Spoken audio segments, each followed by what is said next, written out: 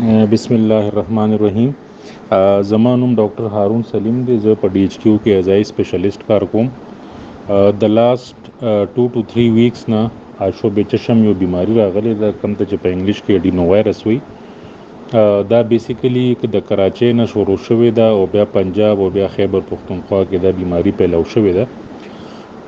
د دې بیماری د ټولو نه مین چې کوم ساينز اند سیمټمز دي هغه دا دي چې پسترګه کې خارق شروع شي، خارق سحر ټایم کې پسترګه کې ډیسچارج شروع شي یا ګندګي شروع شي.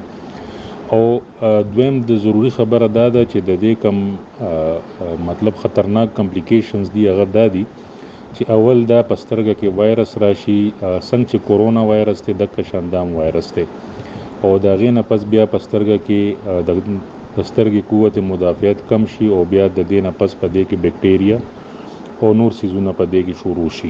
نو د دې لپاره د ټول نه اولنې خبره ده د دې مخنیوي څنګه کول دي. مخنیوي به د دې داسې کیږي چې اول بسترګه کې چې کم مریض دی نو هغه بخپل تولیه، صابون، رومال دا به جدا کی. ټیک شو. سپوز چې په کم ګلاس کې هغه وبس کی، هغه سره بل مریض لاس نه ټچ کی، او سپیشلی ماشومان او چې په کم کور کې لکه اولډ ایج خلک د چا عمر د 50 یا د 60 نه زیات دی، هغه به دغه مریض نه ځان لګ لري ساتي. دغه وجه دا ده چې د سره کمپلیکیشنز پسترګه کې ډیر زیات دي.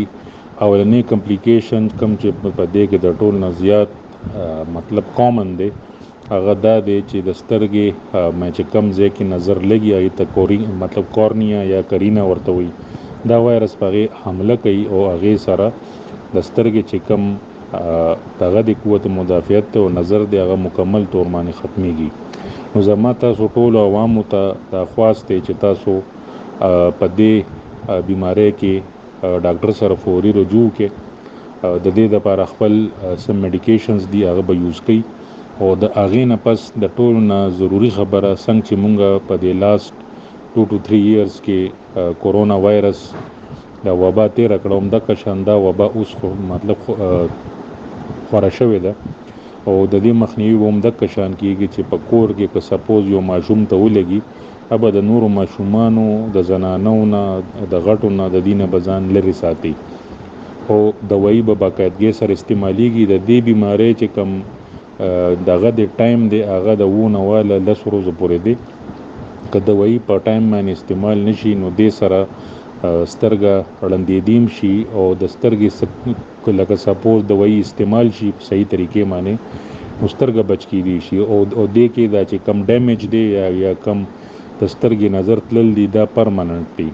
مونږ په ډي ایچ کیو کې د لاست 2 to 3 ویکس نه دا مریضان په سونو قتل او غیلم ټریټمنټ ورکو او غی الحمدلله لکه اوس ټیک دي خو لکه سټیل هغه کم چې کم د دې سیف ډسټنس ته نو هغه ساتي.